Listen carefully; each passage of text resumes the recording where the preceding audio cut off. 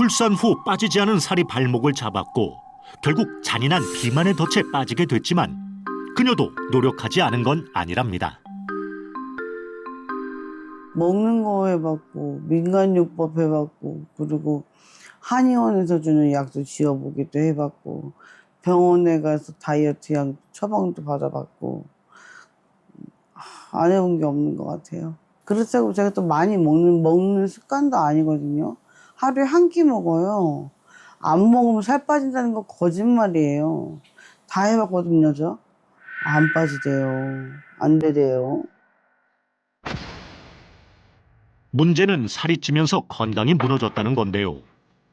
아직 40대 젊은 나이에도 질병은 쓰나미처럼 몰려왔고 하루에 챙겨 먹어야 하는 양만 해도 무려 10가지 이상이랍니다. 손발 저림이 심하고요. 그리고 진통제, 어깨나 목이 너무 아파가지고 그리고 또 정형외과에서는 이제 다리 아픈 약, 무릎 아픈 약, 혈압약도 있고 고지혈증 약도 있고 아휴, 살이 오길래 아주 그냥 이렇게 사람을 힘들게 하고 괴롭히는지 아주 원망스러워 죽겠네요 정말. 한창 인생을 꽃피울 나이. 하지만 살과의 전쟁으로 매일매일 지옥이 따로 없다는 그녀. 어떻게든 뭘 해서라도 비만에서 벗어나고 싶답니다. 그렇다면 그녀의 평소 식습관은 어떨지 궁금한데요. 살을 빼기 위해 식단 관리 중이라는 혜진 씨. 신선한 채소 위주로 건강하게 먹으려 노력하고 있다는데요. 문제는 그래도 안 빠지는 살. 아니 살은 안 빠져도 그래도 건강식으로 먹으라고 하고 병원에서도 자꾸 살 빼라고 하고 아니 하루에 한 끼 먹는데 왜 살이 찌는 건 도통 알 수가 없어요. 해요. 현미밥에 야채 위주로 먹는데도 탄수화물은 최소화하고 식이섬유와 단백질 위주로 담백하게 준비한 혜진 씨의 하루 한 끼 저염 식단.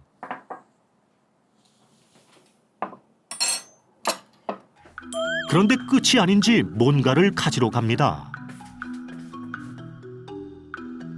그녀가 냉장고에서 꺼내온 건 다름 아닌 과일 주스. 하루 한 끼 식사지만 밥을 먹을 때마다 꼭 이 과일 주스를 곁들인다는데요.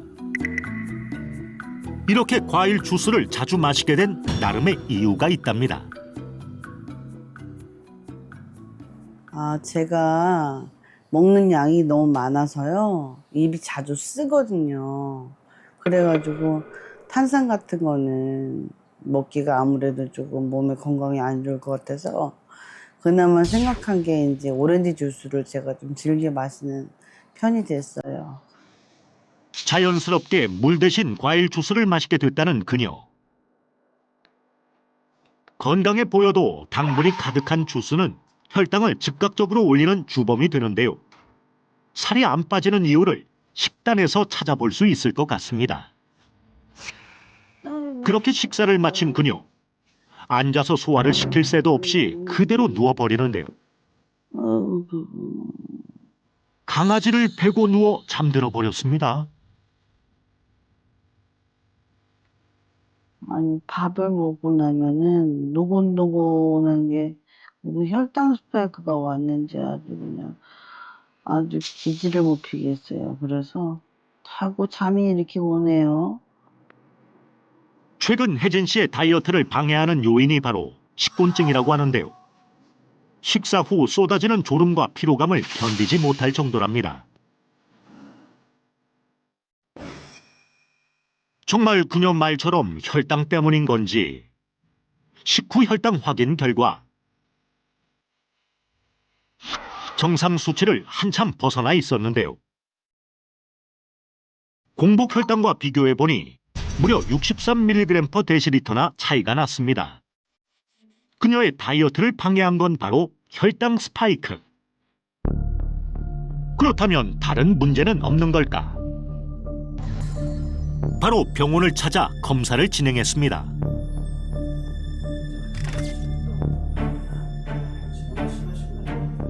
색깔이 매우 하얗고 질환가 생긴 지 좀 되신 것 같은데 아주 심각한 상태예요. 그러니까 간이 엄청 뚱뚱한 상태예요. 인바디 했더니 체중이 너무 많이 나가세요. 95kg, 그러니까 체지방률을 땄을 때 43%면 매우 높으신 거거든요. 그래서 심한 과체중에다가 간도 고도 비만이고요. 현재 상태를 계속 유지하면 췌장 손상으로 인해서 당뇨가 올 확률이 매우 높은 상태에서 시급히 살을 꼭 빼셔야 되는 상황이에요. 심각한 고도 비만으로 이미 혈관과 장기에 심각한 문제가 생긴 그녀. 혈당 잡는 다이어트가 시급한 상황인데요. 차가운 커피, 당분이 가득한 주스 등으로 잘못된 수분 섭취를 하는 것 또한 문제. 보다 건강하게 수분을 채우는 노력이 필요해 보입니다.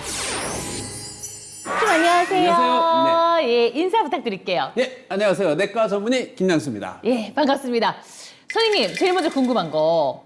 이거 요즘에 보면은 혈당 스파이크다. 이 혈당 스파이크 얘기를 많이 하는데요. 대체 이 혈당 스파이크가 뭘까요?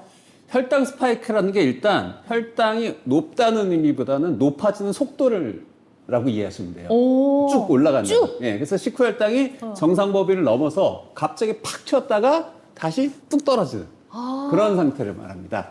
그래서 원래 이제 우리가 당뇨병 진단 기준에 식후 2시간 혈당은 139까지가 정상이에요. 140부터는 당뇨 후보가 되고요.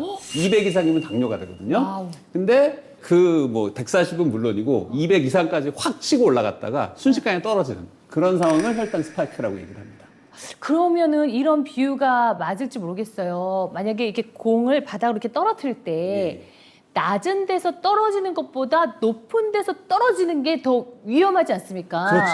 그러니까 그러면 혈당도 마찬가지일 것 같은데 이 혈당 스파이크가 이렇게 위험한 이유가 있을 것 같아요. 예, 혈당 스파이크가 위험한 이유는 굉장히 여러 가지가 있는데요. 일단 혈당이 올라간다는 거는 이제 어떻게 보면 불나는 똑같은 거거든요. 그럼 불나면 꺼야죠. 네. 그러면 혈당 낮추는 호르몬? 인슐린? 맞습니다. 예, 그게 나오거든요. 근데 이제 이게 인슐린 분비가 뭐 한두 번 그냥 늘어나는 게 아니라 만성적으로 이렇게 확확 늘어나게 되면 네. 우리 몸은 인슐린에 대한 반응이 무뎌져요. 그런 거를 우리가 의학적인 표현으로는 인슐린 저항성이라고 그러거든요. 그럼 저항성이 올라간다는 얘기고요. 네. 그럼 췌장에서 인슐린을 많이 만들어야 되니까 공장이 많이 돌아다니는 말이죠. 그러면 췌장은 부담을 느낄 수밖에 없고요. 그렇게 돼서 어느 순간 췌장이 인슐린 분비를 못 쫓아가는 상황이 되어버린다. 그러면 그게 바로 당뇨병의 시작이 되는 겁니다. 아하. 혈당 스파이크가 혈관 손상, 끓음 남기듯이 혈관을 이제 망가뜨리는 손상을 입히게 되면 실제로 이러한 이제 식후 혈당의 급격한 변동은 심혈관 질환 위험 증가와 관련이 있다는 연구 결과도 발표돼 있고요. 네. 특히 당뇨병 환자는 식후 혈당이 높을수록 심혈관 질환이나 신장 질환 등 치명적인 합병증의 위험이 큰 것으로 나타났습니다. 여러모로 건강상 안 좋은 영향이 많이 있는 것 같은데 그렇다면 혹시 비만과도 연관이 있는지 이게 너무 궁금합니다. 왜냐하면 제가 앞서서 만났던 그 사례자분이요. 살이 찌면서 혈당이 높아졌다고 했거든요. 이 비만과 혈당 어떤 연관성이 있을 것 같긴 한데 어떻습니까? 네, 비만과 혈당 굉장히 연관성이 많고요. 일단 우리가 혈당이 이제 올라갔다 떨어지는 네. 그 스파이크를 겪을 때 떨어질 때 우리 몸에서는 에너지를 갈망하게 되는 상황이 되는 거죠. 그러면 고혈당일 때 음식이 풍족했던 생각보다는 떨어질 때 어떤 상황이 더 강하게 각인이 되기 때문에 네. 이때는 굉장히 이제 고혈당 음식에 대한 갈망이 늘어난다는 거죠. 우리가 막 에너지 바닥나면 아우 당 떨어졌어 막 이러잖아요. 네. 그게 그 혈당이 떨어져서 그런 느낌이 올 수 있다라는 거잖아요. 네. 그러면 이제 달달한 걸 먹게 되고 그럼 당연히 살찌고. 그러니까 비만과 혈당은 때려 뗄 수 없는 관계라는 그렇죠. 얘기잖아요. 그렇죠? 그래서 일단 살을 빼기 위해서는 네. 당연히 적게 먹어야 된다는 건 알고 계시는데 네. 그럼 적게 안 먹는 상황으로 가야 된단 말이에요. 근데 아까 말씀드렸듯이 혈당이 높은 상황이 일단 반복이 되면 필연적으로 따라오는 혈당이 떨어지는 상황이 따라오기 때문에 네. 그러면 어떻게 해야 되냐면 디폴트를 낮춰야죠. 낮춰야죠. 일단 고혈당이 되는 상황부터 피해야 되는 게 맞아요. 그래서 살을 빼기 위해서는 혈당을 잡으라는 얘기가 나오는 겁니다. 아, 그렇습니다. 선생님, 저도 서당계 3년이면 풍어를 읊는다고 이 소문 원터를 좀 오래 하지 않았습니까? 좀 들은 게 많이 있어요. 인슐린 저항성이 비만과 연관이 깊다고 그래서 그러는 거군요. 그래서 비만 중에서도 뱃살이 많은 복부 비만은 제 배를 보면서 아니, 아니. 여기 네. 인슐린 저항성이 증가되기 때문에 결국에는 인슐린이 아무리 분비가 돼도 혈당 조절이 어렵게 된다는 거죠. 그래서 이 과정이 반복되면 네. 체중 감량도 더 어려워지고요. 아까도 말씀드렸지만 성공적인 다이어트가 되기 위해서는 혈당부터 잡아야 한다는 말이 나올 수밖에 없다는 거죠.